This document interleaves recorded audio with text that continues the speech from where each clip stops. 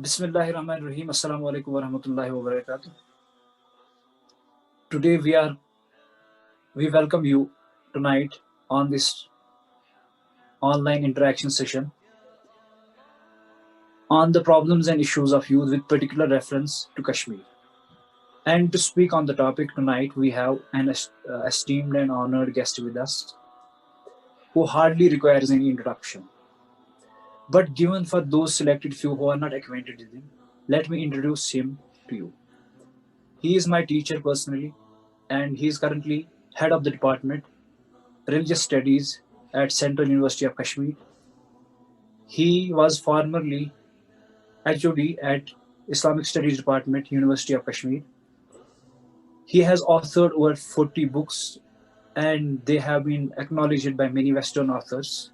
He has written numerous articles in the world-renowned journals, and also he has traveled world over to various countries to speak on the issues of Islam, philosophy, science, environment, and the things like that. It's really an honor to have such a great guest with us. Assalamu alaikum wa rahmatullahi wa barakatuh, sir. We welcome you to this Islamic interaction session. Sir, you please unmute your microphone. Okay, I unmuted it. Okay. Am I audible now? Yes, sir. Okay. Yes, sir, you are audible. Masha. Sir, we welcome you to this interaction session. Thank you. Sir, now we can start. Tonight we have a very, very important topic to discuss. Because youth form the bulk of progress for any nation. Yeah. So nourishment, education, upliftment, and development of youth and empowerment of youth with education is very, very important. So we have selected few issues to discuss with your good self, and some of the issues that we are going to discuss are here. And we have made a category of issues. First category is those of faith-related and ideological issues, and second category will be that of issues arising implicitly from this first faith-related category. So let's start now.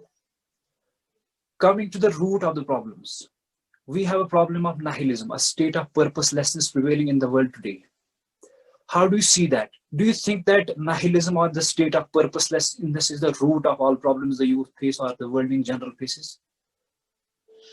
أعوذ بالله من الشيطان الرجيم بسم الله الرحمن الرحيم نحمده ونصلي على رسول الكريم أما بعد.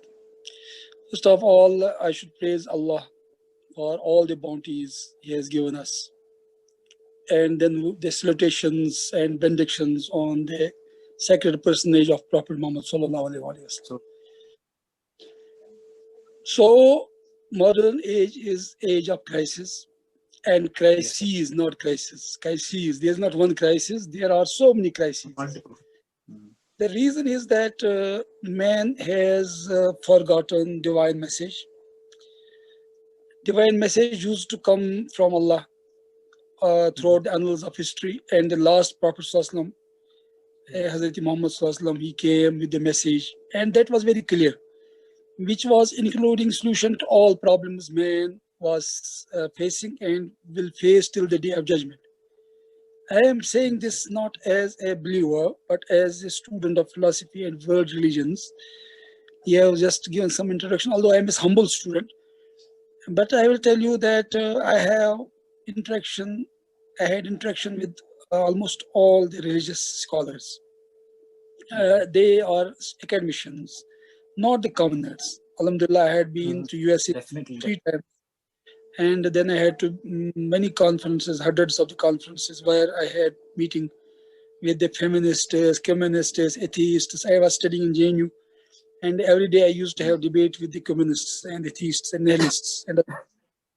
So now you have asked a very good question, that is about nihilism, purposelessness, yes, absurdity, and absurdness. As in modern, postmodern philosophy, now we are searching for the absurd and absurdity, that everything is absurd. Nothing has any meaning. there are no grand narratives. End of the history and the last man, Oklahoma and others, they have just talked about these issues. And this was Yes, sir. bound to happen because man just had left his position as the vigilant or as the servant of God, but man wanted to take the position of God. But he could not even retain his position as human being, and then he reduced himself to apes, and the better gorilla, and Yes, sir. then Darwin's philosophy, and Sir, on, on one side, yeah. extending your point forward, I would like to say here that Quran gives us a simple formula. Quran says Yeah. in 51st chapter, verse 56, وَمَا خَلَقْتُ الْجِنَّ وَالْإِنسَ إِلَّا لِيَعْبُدُونَ. Do you think that people are really messing up with this simple formula, that it is there that we have a formula, Allah give us a simple formula that we have been created for the worship of Allah subhanahu wa ta'ala. No, I'm That's our saying something. purpose. That's our ghaya. Yeah, Yes, sir. but I am saying more than that. I am not talking Yes, only sir. about Muslims. I am talking about the Yes, whole sir. world. In general. What is happening? Because you are the students and you belong to different disciplines, as I assume that you are from Yes, sir. science background. There are others from engineering background. Others maybe from social science background. There may be some people from literature, English literature, and other subjects. So I am just talking in universal terms, not in only Muslim terms or Islamic non-Islamic terms. general terms, because I wanted to acquaint you, because we will be having, inshallah, other sessions. Then we'll discuss these issues one by one. Inshallah, inshallah. I am trying to give you background of this nihilism, why there is nihilism. What is the reason? What happened? Man used to be very good. He used to be worshipper of God, whatever the religion he or she had. But now there is lot of atheism, there is lot of nihilistic view philosophies, and there are postmodernist theories are being floated here and there. So this vacuum has been created, and man wanted to take the position of God, but he could not even retain his own position as human being. Then he searched for his ancestors, and finally they went to the apes and gorillas and others. And on the other hand, they went to the theories which were saying that man has come here for hedonistic purposes. Hedonistic means to have maximum pleasure Pleasure seeking. without responsibility. What to say of worship? Just not eat, drink, and be merry. No one can escape the searching eye of death, as was the slogan of the Charvakas, Indian materialists. And same is the case with the modern atheists and nihilists. They say that there is no purpose of life. There is man has come because of the interplay, that blind interplay of the blind forces of the universe, as Julian Huxley has said. And as we can give this typewriter in the hands of Sir, we will come to that after that. But my main question here would be that not from a philosophical perspective, it has entered the psychology of youth, that they are becoming nihilists in their psychology. And COVID-19 has intensified that pace of nihilism in them, because they think. Trying to give a little bit background. So then I will just also Yes, this be easy for you to understand what I want to say, because otherwise, if I will not give you the background, then you say it is something happening haphazardly. Had we done this, it would have not happened. No, it was bound to happen. And I say why it was bound to happen. I am giving a little bit background of this, and scaling it has progress, where from it has come to us. So in the Western part of the world, they have just given us this philosophy that there is no purpose of life. Man has no purpose except that he has to serve his own desires, and he has to worship his own idol of egoism. And at the of us, and they do believe in other world, they do believe in religions, they do believe in the revelation, they do believe in prophets, they do believe in life hereafter, they do believe in freedom of will or determination, qaza wa qadr, and they do believe in morality. And I can tell you, because philosophy is very important here, because our science has no religion also. The religion of science is philosophy, and the religion of philosophy is atheism in modern times. So we have to understand, we have to root things in their original places, so that we are able to trace out the malice. So now, whatever you said, you are right that it has not remained philosophy, it has become now behavior. It has become behaviorism. So our behavior is such that we don't find any purpose in anything. and we have lost the purpose of life, and many people are taking their lives. They are going for suicides because they think there is no purpose of life. Even some Muslim girls and boys, they are going for committing suicide. And how they could dare it had they any knowledge of Islam? And when Prophet ﷺ is forbidden that we should Yes. not go for suicide, because this is life is not your own life. It has been given to you by God. And there's a great purpose behind this life which has been given to you. So when you are not acquainted with that philosophy or with that religion or with that doctrine, so you do these things. So my point is that this purposelessness and nihilistic feelings have come from this vacuum which has been created by these philosophers and the philosophies where they have removed religion, especially Yes, Islamic sir. viewpoint from G scheme. So in these circumstances, we Yes, may face the, definitely there are problems. but we are Mhm. used to it, no problem. So now this I have Yes, completed sir. the question, reply of your question. You may have some other questions. Yes, sir. Second question is that today we are in the age of globalization and we call it AI, artificial intelligence, and we have the fierce exchange of information today. Given that we have internet and we are exposed to every ism of the world. Most importantly, youth today are faced with the dilemma of atheism in the campuses or elsewhere when they hear some of the atheist uh, propagating his ideology, they get allured and they get attracted to that ideology. So my question here will be that most of these people assume that atheism is rational. Is atheism a rational proposition, or is it a rational philosophy? I can't say it is not rational. It is rational. Man is rational human creation of God. Mhm. And reason is the very important feature of human beings. And even it was Satan who has used the reason when he said to Allah, "Oh Allah, how I can worship a creature while I have to worship the creator." So, and he said that I am better than this man because he has been created from soil and I have been created from fire. So this was reason, rational argument. Mhm. And if you see that even the prophets, when they were giving their dawah to their nations, the nation was trying to respond to them with some rational questions sometimes. For example, we know the debate between Abraham and Namrud. And there were some rational questions which were asked by Namrud to Hazrat Ibrahim alayhi Definitely, salam. definitely. That you say that God is creating, He is giving life and He is giving death. He makes someone to live and someone to die. I can do also that. So what is special of God knows Billah in that sense? Then Hazrat Ibrahim said that God makes this sun to rise from east. You make it to rise from the west. So then Yes. kafir. Then the person who was just denying God, he was just perplexed. So argument is there, and there we should not denounce that argument, and it's good. If this argument is polished, it is refined, it will become guide to us. Yes. But And actually, but my point here is again that many people yeah, have psychological problems. They face problems with religion. For example, Allah tests them some or other way, and then they leave faith. At that time, is atheism rational? yeah, you're right. Basically, problem is that am I audible? Yes, sir, Hello. you are audible. There was some problem again. No problem. This will keep on happening, but we will not just leave things because of this problem.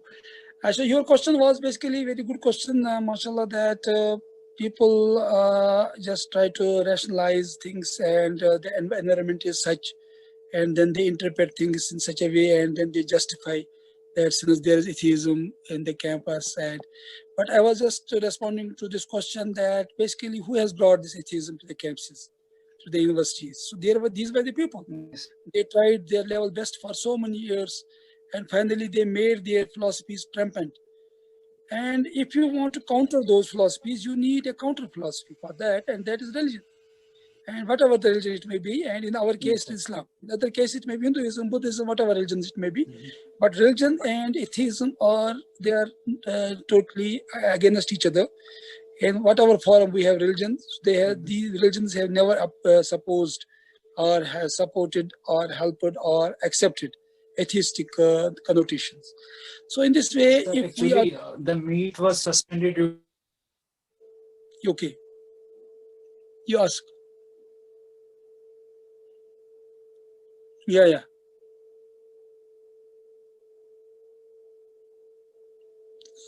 You are not audible.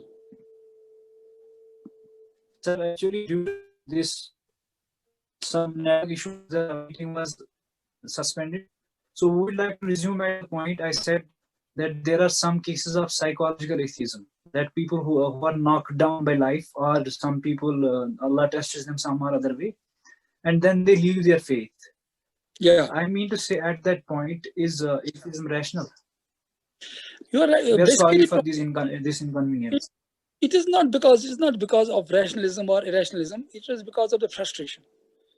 Because they don't have any reply anywhere, Yes, sir. not in philosophy, not in science, not in religion. Because religion they have been taught is not the religion which is of the Quran and Sunnah. It is the religion which they have just Yes, sir. inherited unknowingly. They don't know what is actual religion and but they have inherited from their parents.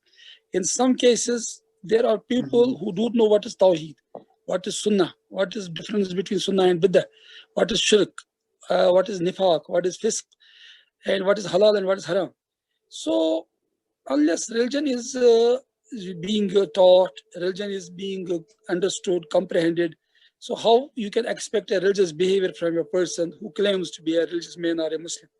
So it is because of the ignorance, Yes. not because of the religion, not because of the philosophy, not because of atheism. Yes. But if a person who is not very rich, he is a very ordinary person, but he has religious knowledge, he never goes for such type of things. He never leaves faith. Rather, his faith becomes strengthened when he is in misery, when he is in trouble. So it depends Yes. how you have been indoctrinated, how you have been just upgraded, how you have Yes. been brought up. Of the world. Yeah. Yeah, that's true. How you have been taught by your parents Yes. and by the clergy and by the forces who are very important for teaching and learning process. So that is the reason, not because of irrationality of religion or irrationality of religion and rationality of atheism. No, because in that sense, atheism is more irrational than there may be a dogmatism. Because at least in religion, you have explanation for everything. But in atheism, you are denying things and then you start giving arguments. Here you start with affirmation, there you start with. Bulk. Okay. Yes, sir. Sir, Okay. bulk of arguments of atheists come from science. When we analyze that, bulk of arguments of atheists, it comes from science itself. They say that if we are backed with science. First of all, my question is that let's leave that thing whether science denies God or not. Is it in the jurisdiction of science to deny or acknowledge God? Because science is empiricism and induction. So why should we use that simple 2 points of induction and empiricism to deny God when it's not in the jurisdiction of science? First of all, if it is, then first my question will be that is it in the jurisdiction of science to deny God? Basically, Because science has no. Yeah, you are right. Science has no jurisdiction to talk about metaphysics. Science will talk about the seen things which can be tested in the laboratory, observed by the naked eye or with the telescope or with the instruments and apparatus. Science has been never, I should say, counterpart of religion. Rather, in earlier times, science used to be siding with religion, and religion used to take evidence from science, and science used to take evidence from religion.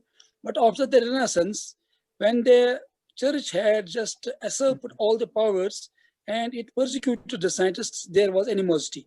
But in our case, in Islamic world, there was no such animosity or dichotomy between science and religion, as has been said by Imam Abdul Salam, Professor Abdul Salam, Nobel laureate. He said that in Islam and science, there has been conformity and concord, and there has been never conflict. Although I have some reservations about this, what he says, because I think that science should not meddle in the matters of religion, and religion should not also meddle in the matters of science, because as Prophet Salam said, "Antum alamu bi umur dunyakum," you know the worldly matters better than others. So religion has its own role, that is to give guidance, even to scientists, even to philosophers, and to poets. And science has to give comforts to people. So the areas are different. the realms of their activity are different. So science should not become judge on religion, and religion should not also become judge on science on all issues. But when the moral issues come or science is transgressing, then religion may come to check it. So in this way, religion, it is outside the role of science to dictate terms about God or universe and other things. And this point has been mentioned even by Stephen Hawking in his book A Brief History of Time.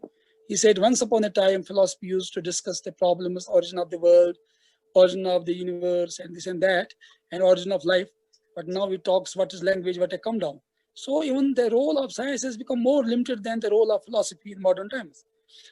But there are some people who are not Yes. well versed in science. They are just bringing a religion to debate and start ridiculing religious beliefs and religious convictions and injections. So this is not the actual science which they are doing. But I will tell you, if you are really a scientist, like Abdul Salam was, or our scientists were, or Jamus Jeans were, or other scientists were, and or the 200 scientists who have said the evidence of God in this expanding universe, then science will help you to reach to a better understanding of God and religion, as has been said by Francis Bacon. Little knowledge of science and philosophy may lead you to atheism, but when you go deep into it, you reach to God. So this is, but no, we should not make this science criteria of religion or religion criteria of science. I don't subscribe to this view because they have different fields of work and they have different realms of operation. Okay. Yes.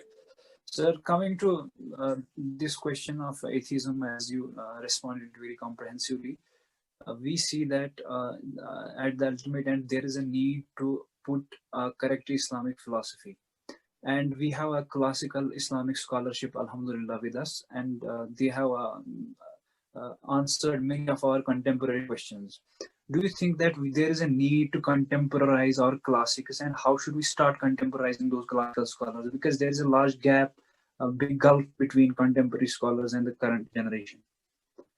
Very good question. Basically, modern science is piecemeal, fragmented. And the classical science, whether it was from Indus civilization or it was Roman civilization or Islamic civilization, it was holistic, comprehensive. It was talking about all the aspects of life, not only one aspect. So our philosophers have worked on those lines. As a student of Islamic philosophy and Western philosophy and religions, I can tell you that the classical approach to science was holistic, and that was comprehensive, and that was taking care of all the requirements which are there. So we need to make this understanding prevalent in modern times also. Now people are coming to that aspect. That is known as integration of knowledge.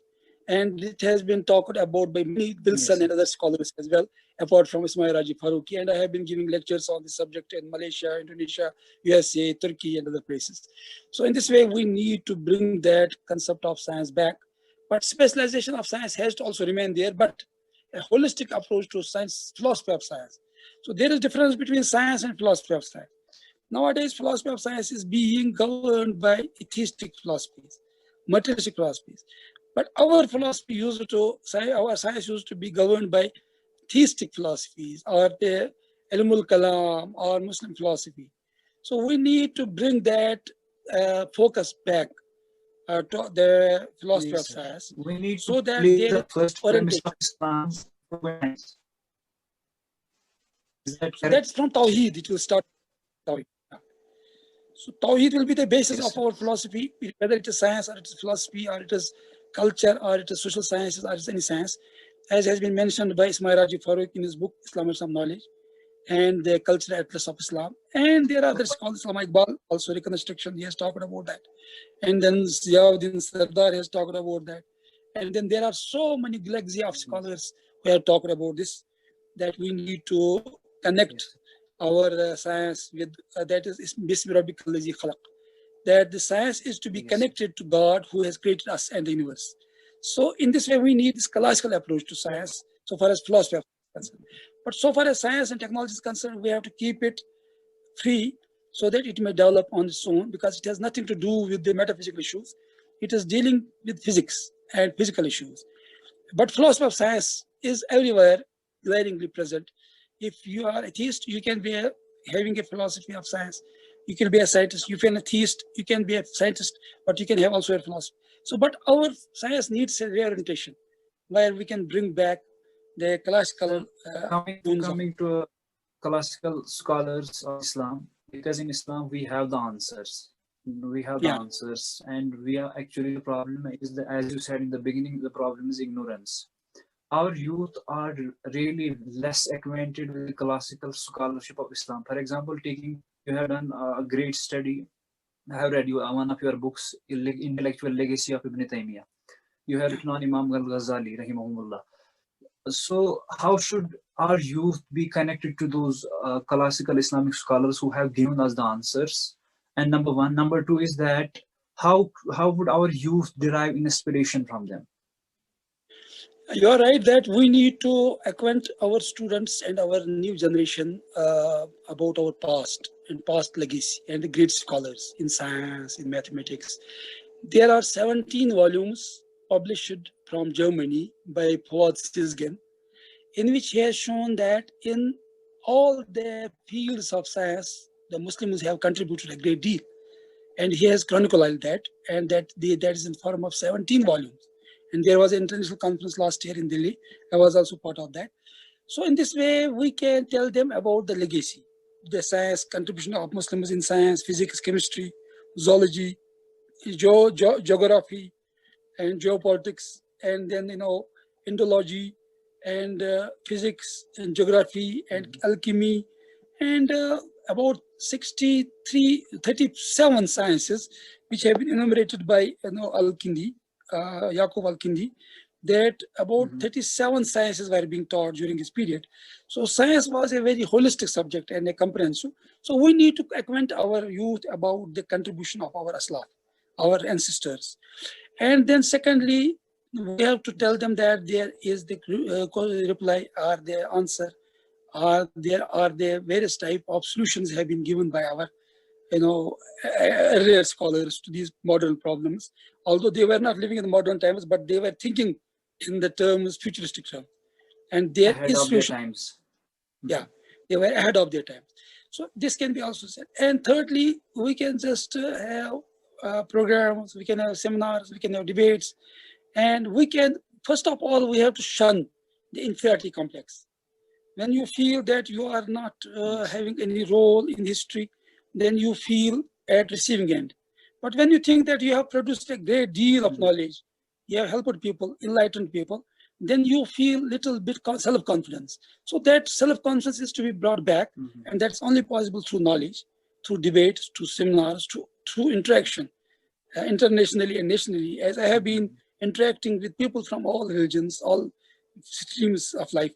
So that has helped me a great deal to get more and more confidence, because I found that I have something to say to them, because Islam has given me something which they don't have.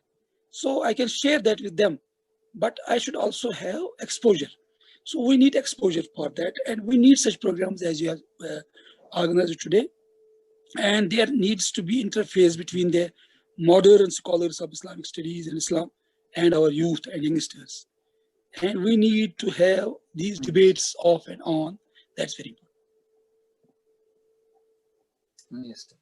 Sir, coming to many of the isms, as I have told you in the beginning, that there are many isms swimming around us today. One of the very important isms here I would like to discuss briefly, because we have other issues to discuss about the social issues in the youth.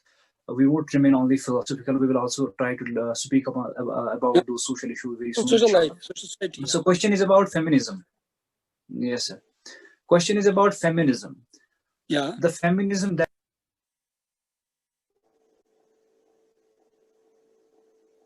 Okay. You are not audible. Till you become audible, I will just reply shortly. Feminism. Yes, yeah, that the feminism that rise to men by masculinizing them first. And what should be our Islamic response to the feminism? Alhamdulillah. Is it that Muslims give chance to feminism because Muslims themselves don't give rights to their daughters, for example, that of inheritance, for example, that of other rights that Allah subhanahu wa ta'ala and Islam has given her? I have a very good two quotations for both the groups. One is for the feminists and second is for the Muslims. One is feminism is giving women rights after snatching her femininity. This is one quotation I have framed because I have been teaching That's what I was feminism. telling about masculinizing them. I will go there. And second is Muslims have denied or deprived a woman of all those rights which Allah and Prophet had given them. So these are the two quotations. So this sums up what I want to say. Basically, feminism is the need of the West, not of the East. I had been to that place where the feminism was born. That is Seneca in New York. And I visited that place where those women, the vindication of women's rights was written. And Wallace Stonecraft, she had written that book.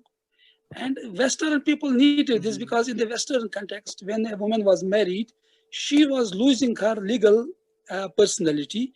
And after marriage, she was considered to be husband with her husband. And she had no legal personality.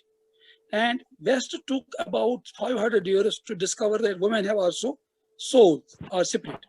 And it was very ironical, I should say, that Aristotle was considering that woman has only 18 teeth. Although he had two wives, but they have never shown their teeth to him, so she would have been just brought to senses.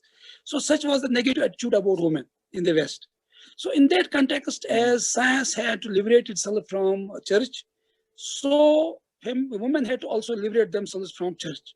So hence the birth of feminism, so far as Islamic world is concerned. In Islamic world, there was not such grave problems. Still, family system is intact and women are getting their rights.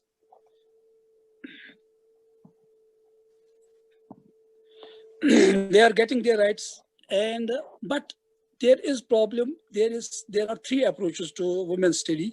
One is Quranic and Islamic approach. Second is modernist approach. Third is tribal approach. So mostly Muslims are adopting the tribal or traditional approach, not Quranic approach. And I used to say it in USA. I have said it. There was one seminar on women and religions.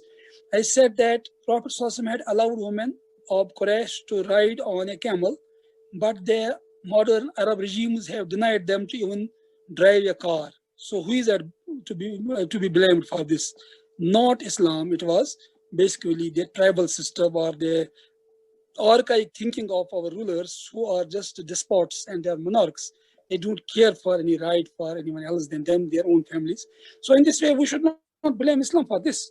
As this Kausar has rightly said, that Kausar ji, and she says that basically we have to adopt Islamic approach. And when I was teaching Islamic approach to women, and I used to get some references from Quran about women, Surah Nisa, Surah Ahzab, Surah Nur, Surah Yusuf, and other chapters of the Quran, and Surah Maryam. Then I used to get the copies of ahadith from Prophet ahadith collection from the Prophet hadith, and then I would show what type of rights were mentioned in ahadith which Muslims have deprived women of. So we have to discover our religion, and I say that if women are empowered with Islamic knowledge about their rights, then they will demand their rights, and those problems will be solved. And they need to know. For example, women are not allowed. You said that we need to empower the women about Islam. About But knowledge, given that current state of our empowerment of women, yes, sir. Sir, even men, for example, go for Fridays, they go for ijtimas, they go for other educational programs. But women in the studies or education are neglected in many cases, and they are not given chance. And I don't think I cannot even imagine a woman scholar in Kashmir who would speak about Islamic rights of women and who would empower and educate them, Islamically speaking. So do you think that we have a lot of deficiency in this area? No, Alhamdulillah, In educating. I have just guided several girl students, and they have worked on feminism and women's rights, women's emancipation, and women's education, and all these things. Alhamdulillah, and they have produced very good theses. Dr. Zaira is there, Dr. Ifat Faruqi is there, and then there Dr. Iram was there, and there are many other students, girls and boys. who have done PhD even on those subjects, and now they know what are the rights of women and what are the rights of men. So problem is that in Kashmir, condition is settled better. But if you see other parts of Muslim world, condition is not very good. But so far as Malaysia, Indonesia, Turkey is concerned, women are given rights there. For example, you will find in Indonesia, with every college, school, university, and restaurant, there is musalla, where women and men can offer prayers. And men are just standing in the first rows and women standing on the last rows. And in every college, in our secular institutions, you will find, and even the restaurants, you will find this musalla where women and men are offering prayers. And they may come with jeans and whatever, and then will put on the gown and go for prayer. So when Islam has allowed women to go to masjid, why we can? Now they will say no, because Umar had once prohibited women, but they were being prohibited from going anywhere else also. Now women are going everywhere and there is no problem. So when they can go to market, why not to masjid? So we need to just sensitize our society that they should also give women a chance to go to the masjid so that they may learn religion there. Half of our population is ignorant about religion because they are not able to get exposed to Islamic teachings in masjid, khutbah, women, because they are not allowed. And that will help us, that women become more religious, inshallah, when they will go to masjid, and when they will just also participate in the sermons, Friday sermons, Eid sermons, and other such occasions. At least on Fridays, they should be allowed, if not daily prayer, so that they also become acquainted with Islamic teachings, because in our homes, there is no arrangement for Islamic instruction. So this is the only way. Masjid used to be the center for all these activities, social as well as other activities. So why we should deprive women? So this is my point. Okay, sir. All right, sir. We had a lot to discuss in the philosophical and intellectual ideological chaos, but as you summarized it, there is the main question is about ignorance. Ignorance. What comes to my mind here is that, summarizingly, it is ignorance in many issues that takes us away from faith. Sir, one more last question in this philosophical perspective, I would like to ask that there is a gulf between ulama and our youth, and that is sending many people to disbelief. And when we see that how much important the sohba or the company of ulama or the scholars is very, very important for us to nourish our faith and to empower ourselves with that faith in Allah subhanahu wa ta'ala and hereafter in the Quran and the Prophet. So how should we try to narrow the gap between our young generation youth and ulama? Because they seem to be alien to each other. Right. Basically, alhamdulillah, I am following the path of Iqbal. He used to have very good relations with the ulama, like Anwar Shaikh Kashmiri, Sulaiman Nadwi. He was not like our intellectuals who don't care for ulama. Ulama are our respect, our honor. They are our dignity, because they have Islam. They have given their best years of their life, formative years, to study Islam. And they know the classics. They know the original sources of Islamic knowledge. So we need their guidance in all aspects. And so our scholars need to go to ulama, have good relations with ulama, and respect them, honor them, because they deserve this honor. And secondly, ulama also need to just open up them and also have affection towards these youth, because these youth don't know anything about Islam. Modernize a little bit. They have just gone to modern education, and they are totally ignorant about even Nazira Quran. They are not able to recite Quran properly, even two words of the Quran, because they have been not given this education, as has been said by Iqbal, that sabak shaheen bachon ko dete hain khakbazi ka. And in the same way, he has gala to good diya ahl madrasa ne tera kahan se aaye sada la ilaha illallah. So our youth have been just deprived of Islamic knowledge because of various reasons. So ulama have to also understand the condition of their audiences, the youngsters, the modern educated people. So we need to have the bridges between these ulama and intellectuals. Like Iqbal had made bridges. He used to write Anwar Shaikh Kashmiri, he used to write Sulaiman and all ulama.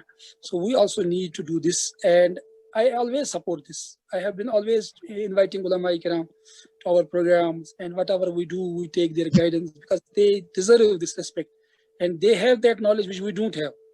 But ulama should also learn something about modern world from them. Summarizing it, that our intellectuals should shun this arrogance and come close to ulama.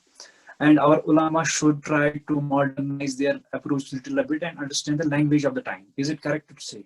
No, I don't believe so. Let our ulama don't modernize themselves. Whatever they are doing, they have good knowledge, mashallah. And whatever modernity they need, they know this. And No, mashallah, I they know. don't mean You modernizing are, themselves, leaving their values or whatever they are doing. not My that, point is not that. that they need to understand the language of the time of youth. That's good. That's good. But no, we should not expect this from them because they can't do this. Let us understand this problem, their problem. Mhm. If you want that they should speak fluent English like we speak, so they can't do this. If you want that they should read science, books of science as we read from the original sources, they can't do it. But whatever is very essential, they know about that. And that is in translation, alhamdulillah. In Arabic, in Urdu, in other languages, they have a lot of knowledge, more than what is found in English. So in this way, but we need more guidance of ulama than they need our guidance. We should understand. Our youth should understand this. Yes, definitely. We want to serve Islam. And our youth should understand the importance of having company with ulama. We need them more than they need us. So we are at receiving end, Yes, not they. So let us try to understand and yes. take help from them and learn under their feet, I should say. Go to them, respect them, and help them whatever activities they are doing, good activities, educational activities, or the philanthropic activities. Alhamdulillah, I have seen these ulama, they are just having very small, meager amount of salaries, but how they manage, and then they serve Islam day in and day out. So we should respect them, and whatever help we can provide, we should give them. And we should very honor them. important We should honor them. reverence, respect, and let us learn Arabic from them. I used to go to the Maulana Ghulam Nabi Qasimi in Sopur College when I was a student there. When I was in Aligarh, I used to go to Maulana Baqi Sahab. And then when I came back from there, I used to go to Ghulam Muhammad Sahab, Maulana Ghulam Muhammad Qasimi. And then I used to go to Maulana Jamal Asri Sahab. And still I just take help from ulama because we need them. We can't become independent of ulama. Definitely, we need them. We need. And they need us. So we should understand our shortcomings. We should not pinpoint their weaknesses and shortcomings because they are serving better, and they are really dedicated to their profession. Maybe there are some who are just there are some black sheep who are just creating these polemical discussions and divisions. Definitely.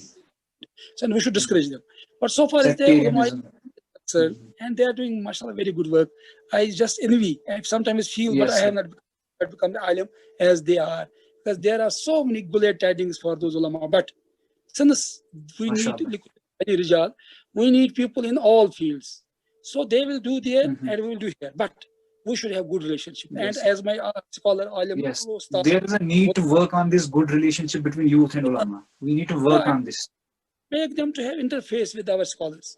And I will end with this. My teacher, Maulana Professor Muhammad Taqi Amini, he was himself a great scholar and a hafiz of the Quran and a very great scholar of Islam.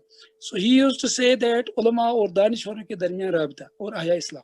So if you want Islam should become resurgent again, so there is no way out than relationship between ulama and scholars and intellectuals. And this arrogance, the intellectuals should shun, and they should go and they should learn Arabic at Islamic visit these ulama and know to respect them. And they should learn with respect and reverence at the feet of ulama. And the Ahlullah also, the ulama, awliya ikram. We have some good awliya, mashallah, in Kashmir. We should have good relations with those great people because their supplications are good for us. And these